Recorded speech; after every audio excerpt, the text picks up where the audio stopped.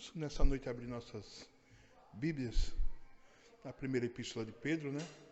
Onde nós temos conversado algumas quintas-feiras já. Primeira epístola de Pedro, onde estamos no capítulo 1.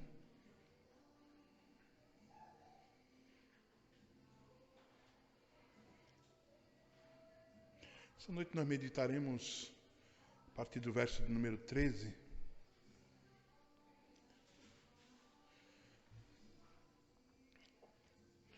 Estamos meditando a partir do verso de número 13 do capítulo 1.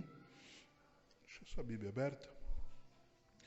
Senhor Deus e Pai, a minha oração, Senhor, ela vem se unir nessa noite a todas que foram feitas até o presente momento, onde temos orado por enfermos, temos orado, Senhor, em agradecimento pelo que o Senhor tem feito, temos ouvido a Tua santa palavra já nessa noite através do nosso pastor, e continuaremos ouvindo ainda mais a Tua voz falar conosco. Em nome do Teu Filho Jesus, eu sou grato em meu coração, Pai, porque, como a Tua palavra diz, sendo eu pecador, o Senhor me amou, como amou a todos que estão aqui, como amou a Tua igreja. E para mim é um privilégio, Senhor, fazer parte desse povo que é amado pelo Senhor. Em nome de Jesus, Te agradeço por tudo que o Senhor tem nos concedido como igreja e individualmente a vida de cada um, Senhor. Estamos debaixo das Tuas bênçãos, temos certeza disso. E em nome de Jesus pedimos a Tua ajuda para prosseguir caminhando para o alvo, Senhor, que é o prêmio da soberana vocação em Cristo Jesus, a saber, a vida eterna. Em nome de Jesus. Amém. Amados, nós temos meditado nessa epístola e nos últimos versículos que nós lemos, nós vemos Pedro ele dando louvor a Deus pela viva esperança, né, que o seu povo tem, a saber, a esperança da vida eterna. E no versículo 9, o Pedro ele nos falou que esses irmãos, eles exultavam no Senhor porque estavam alcançando o alvo da sua fé, a salvação das suas almas. No versículo de número 10, o Pedro diz assim: foi a respeito dessa salvação que os profetas falaram, da graça destinada a vocês, investigaram e examinaram, procurando saber o tempo e as circunstâncias para os quais apontava o Espírito de Cristo, que neles estava quando lhes predisse o sofrimento de Cristo e as glórias que seguiriam seu sofrimento. Irmãos, nós vamos ver, principalmente aí 5 profetas falando de Jesus Cristo, né? O que mais falou de Jesus Cristo, claro, foi o profeta Isaías, né? Tanto que ele é chamado de o profeta messiânico, né? O profeta que mais falou do Senhor Jesus é o profeta Isaías, mas também, né, o profeta João, Miqueias, Jeremias e Zacarias também falaram bastante a respeito de Jesus, falando da sua vinda, falando da sua vitória, né, da sua vitória na cruz, falando do sofrimento que o Cristo sofreria, mas também falando da vitória do Cristo em ressurreição, né? Então, esses profetas, irmãos, eles falaram daquilo, né, que eles mesmos não participaram. Olha que interessante, né? Eles profetizaram Cristo, né, mas eles mesmos não viram o Cristo. Aquele Cristo que eles falavam que ia de vir não veio no seu tempo. Claro, veio no tempo de João Batista, mas Zacarias ele não viu o Cristo, Isaías ele não viu o Cristo, Jeremias ele não viu o Cristo, né? Apenas João Batista viu o Senhor, né? Aquele que ele declarou que viria e que ele mesmo não seria digno de calçar as sandálias do pé do Cristo. E ele fala do sofrimento que o Cristo passaria, mas ele também fala da vitória que o Cristo, né, que o Cristo teria sobre a morte, porque o Cristo morreria, mas o Cristo não permaneceria morto, ele ressuscitaria ao terceiro dia, e essa seria a maior de todas as vitórias, né? Porque se Cristo tivesse morrido e tivesse permanecido morto, nós não teríamos esperança, meus irmãos. Mas aí o Pedro, ele diz, no versículo de número 12, a eles foi revelado que estavam ministrando não para si próprios, das coisas que agora lhe foram anunciadas, por meio daqueles que lhe pregara o Evangelho pelo Espírito Santo, enviado dos céus, coisas que até os anjos anseiavam observar. Irmãos, a igreja, ela vive em um tempo, ela vive o Evangelho que o Pedro diz que essas coisas até que nós participamos, até os anjos teriam desejo de participar daquilo que nós participamos e não foram participantes. E agora no versículo 13, que é o versículo que nós meditaremos a partir desse momento, o Pedro ele vai iniciar aqui, não sei na versão de vocês, mas na minha ele vai dizer assim, olha, portanto o quê?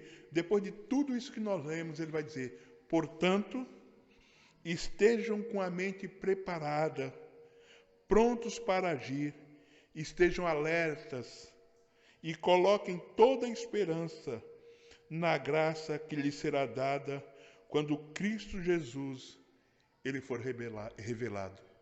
Estejam atentos, estejam preparados, estejam alertas, estejam vigilantes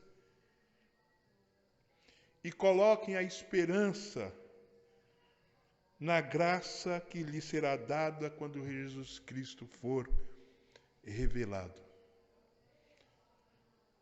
A igreja, irmãos, a igreja não é algo que foi chamado e a partir do momento que ela foi chamada, ela passa então a viver de qualquer forma. Muitas vezes, irmãos, nós nos enganamos com o fato de que, por estarmos na igreja, não precisamos mais viver uma vida de quem está alerta, uma vida de quem está esperando e uma vida de vigilância. Porque, na verdade, irmãos, nós só seremos completos em Cristo quando verdadeiramente Cristo for revelado a nós naquele grande e último dia. Enquanto não acontece isso, irmãos, a nossa vida nessa terra, como Pedro inicia essa epístola, é uma vida de peregrinação. Claro, com a certeza da esperança da salvação. Mas vivemos, como o apóstolo Pedro diz, alertas, vivemos vigilante, esperando o dia em que a graça de Cristo será revelada em nós. Não chegamos no final da caminhada ainda, meus irmãos. Não chegamos no final da jornada. No versículo 14, irmãos, o Pedro ele vai começar então a nos mostrar como nós esperamos esse grande dia. A partir do versículo 14, o Pedro agora ele passa a nos mostrar como nós esperamos o grande e glorioso dia do Senhor, em que então seremos tirados daqui, em que não estaremos mais nesse corpo corruptível, com essa natureza caída ainda habitando dentro de nós. O Pedro então agora ele começa a dizer como que nós vamos viver nessa terra com essa esperança, esperando o Senhor, mas atentos e vigilantes para o dia em que a graça de Deus há de ser revelada sobre nós. Ele vai dizer que nós viveremos como filhos obedientes, que não se deixam ser moldados pelos maus desejos que nós tínhamos quando estávamos na ignorância. Seremos filhos obedientes, não seremos então mais moldados pelos antigos desejos que tínhamos quando vivíamos na ignorância. Hoje não somos mais um povo ignorante a respeito da salvação. Não somos mais um povo que ignora a salvação, que ignora Cristo Jesus. Não vivemos mais como aquele povo que era escravizado pelo pecado, pelo mundo e por Satanás. Hoje nós temos consciência que somos novas criaturas, fomos transformados por Cristo Jesus, o Espírito Santo habita dentro de nós, então hoje não vivemos mais naquela ignorância. E ele diz, olha, vocês não vão se deixar amoldar pelos desejos maus que outrora vocês viviam na vossa ignorância. E ele vai falar aqui no versículo 15, irmãos, mas assim como é santo aquele que o chamou, sejam santos vocês também em tudo que fizerem. Quando nós falamos essa palavra, seja santo, parece que nós estamos falando de uma coisa impossível, nós estamos falando de uma coisa que não faz parte da nossa existência, quando na verdade ela faz, irmãos. Porque se nós chegássemos para alguém e falasse, seja santo, e essa pessoa não fosse a habitação do Espírito Santo, essa pessoa não fosse uma nova criatura transformada em Cristo Jesus, nós estaríamos falando de uma coisa que é impossível. Porque ser santo é ser separado do pecado. E hoje, nessa condição que eu e você vivemos hoje, condição daqueles que foram libertos da escravidão do pecado. O pecado ele não tem mais domínio sobre a nossa vida, irmãos. A presença dele ainda está em nós, mas ele já não mais nos domina. Hoje nós não somos mais escravizados por Satanás. Hoje nós somos a habitação do Espírito de Deus. Hoje não somos mais escravos do mundo, não somos mais dominados por esse sistema mundano, por esse sistema caído. E é por isso que o Pedro vem dizer, assim como é santo aquele que vos chamou, sejam vocês também santos em tudo que fizerem. Agora, ser santo em tudo que fazemos, irmãos, é realmente ser santo em tudo aquilo que Deus quer para nós.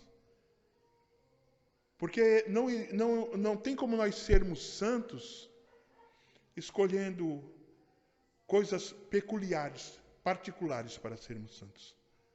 A palavra de Deus diz que para nós sermos santos em tudo que nós fizermos. Em tudo que nós fizermos, sejamos santos.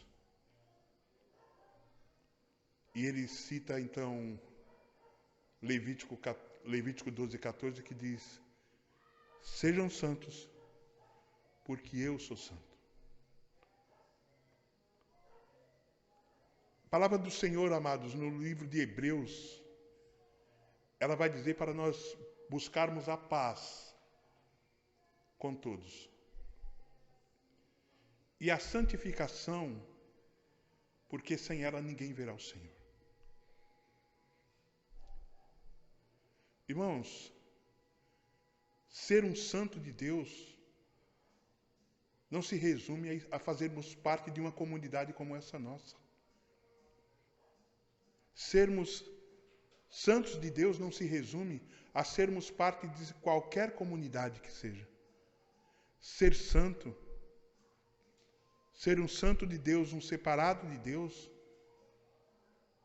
se resume em vivermos uma vida de santidade. Como vivemos uma vida de santidade, pastor? Vivemos uma vida de santidade, irmãos, quando vivemos para agradar o Senhor. Vivemos uma vida de santidade quando vivemos uma vida dentro daquilo que são os mandamentos do Senhor.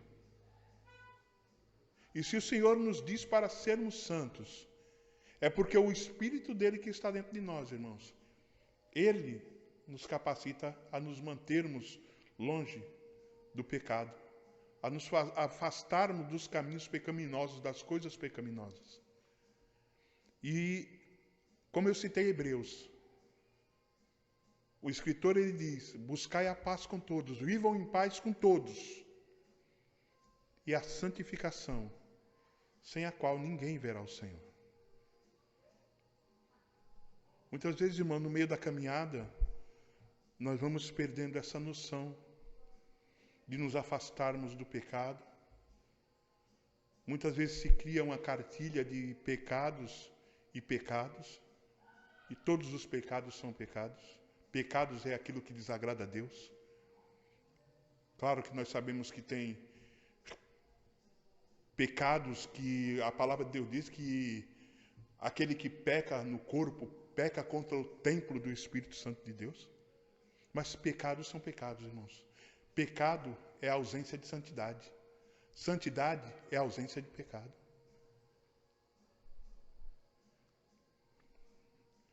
E ele vai dizer no verso 17, que se nós chamamos Pai aquele que julga imparcialmente as obras de cada um, portem-se com temor durante o tempo dessa jornada terrena. Olha que maravilhoso, irmãos.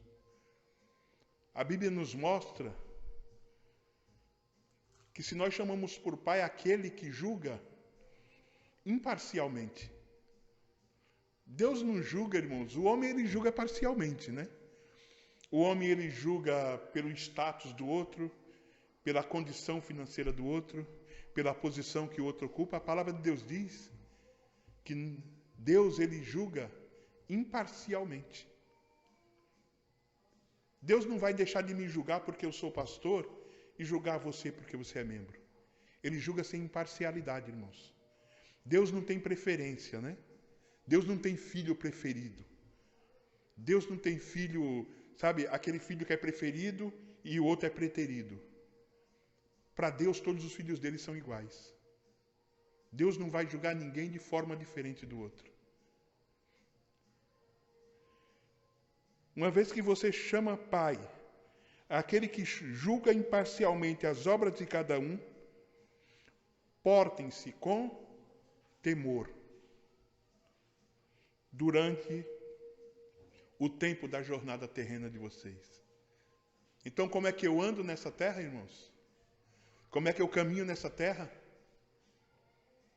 Eu caminho com temor a Deus. Eu caminho com temor ao Senhor. Porque Ele não vai julgar a mim diferente do que Ele julga a você. E Ele não vai julgar você diferente do que Ele vai julgar a mim. Ele vai julgar imparcialmente cada um dos seus filhos. Olha como Deus é maravilhoso, irmãos. Um Deus que não faz acepção de pessoas. E qual é o conselho, então? Andemos nessa terra com temor durante o tempo da nossa caminhada. Aí ele vai agora falar, no versículo 18, pois vocês sabem que não foi por meio de coisas perecíveis, como prata ou ouro, que vocês foram redimidos da vossa maneira vazia de viver, transmitida por vossos antepassados, mas pelo precioso sangue de Cristo, como de um cordeiro, sem mancha e sem defeito, conhecido antes da criação do mundo e revelado nesses últimos tempos em favor de vocês. Então, por que nós não vamos andar de qualquer forma, e sim com temor? Porque não foi com prata, nem com ouro, ou com qualquer coisa perecível, que nós fomos resgatados da maneira vã como nós vivíamos. Não fomos comprados com ouro, que perece, nem com prata, nem com coisas que só têm valor nesse mundo. Mas andaremos com temor, irmãos, porque o preço que nos resgatou foi o sangue de Cristo. Aquilo que nos resgatou da nossa vã maneira de viver, da maneira fútil como nós vivíamos, da maneira pecaminosa como nós vivíamos, o que nos resgatou daquela maneira de viver foi o sangue de Cristo, como de um cordeiro, sem mancha e sem defeito. Era assim que era o cordeiro, irmão, que era oferecido em sacrifício. cordeiro macho, de 1 ano de idade, sem mancha e sem defeito. E o apóstolo Pedro, então, ele faz uma comparação entre Cristo e o cordeiro que era oferecido em sacrifício no altar pelo sumo sacerdote. E ele diz, olha, não foi por coisas corruptíveis como prata ou ouro, mas foi pelo sangue de Cristo, como de um cordeiro imaculado, sem mancha e sem defeito. E a diferença desse cordeiro, irmão, ele era conhecido antes da criação do mundo, revelado nesses últimos tempos, em favor de vocês. Por meio dele, vocês creem em Deus, que o ressuscitou dentre os mortos e o glorificou, de modo que a fé e a esperança de vocês estão em Deus.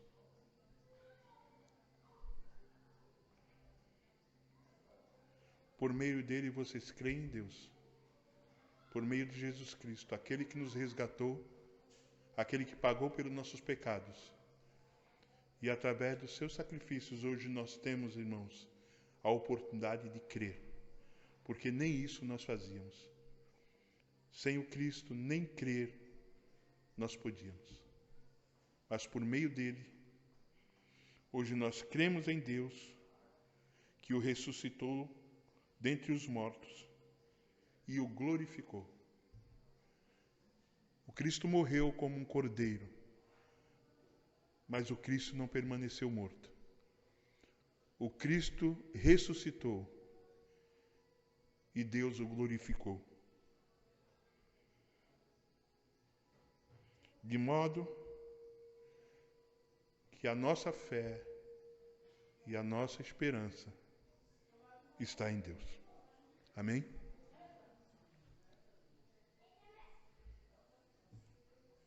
Sede santos, porque eu sou santo. Irmãos, nós não podemos ouvir falar de santidade. Nós não podemos ler sobre santidade e achar que isso é uma coisa que depende de nós, porque se dependesse de nós, nós não nos santificaríamos. Mas em Cristo, na pessoa do Espírito Santo, nós podemos viver uma vida de santificação para a honra e a glória do Senhor. Amém? Queria nessa noite orar com você. Eu queria fazer uma oração específica com você, irmão. Todos nós juntos. Para que o Senhor venha nos fortalecer, que nós possamos então andar em santidade na sua presença. Quando se fala em santidade, irmãos, o mundo pensa que são pessoas que querem ser melhores do que as outras. Não, irmãos. Andar em santidade não é querer ser melhor. Andar em santidade é querer andar como Deus quer que nós andemos. Andar em santidade é procurar andar como o Senhor nos ensinou. Muitas vezes, irmãos, achamos que andar em santidade é só não adulterar. Não, irmãos. Andar em santidade é andar em amor. O Senhor Jesus, ele falou, um novo mandamento vos dou, que vos ameis uns aos outros, como eu vos amei a vós. Então amar é andar em santidade. Estar em paz com todos é andar em santidade. Amar aqueles que te odeiam é andar em santidade. Andar em santidade não é apenas amar aquele que te ama. Amar aquele que não gosta de você é andar em santidade. Se apartar do mal é andar em santidade. Ser fiel à palavra do Senhor. Jesus falou, olha, eu amo aqueles que me amam, aqueles que têm o meu mandamento, esse é o que me ama. E aquele que me ama será amado do meu Pai e eu ressuscitarei no último dia. Então, amar é andar em santidade. Amém? Que o Senhor nos ensine, irmãos, a cada dia a andarmos em santidade. Porque se andamos em santidade, andamos agradando o nosso Senhor.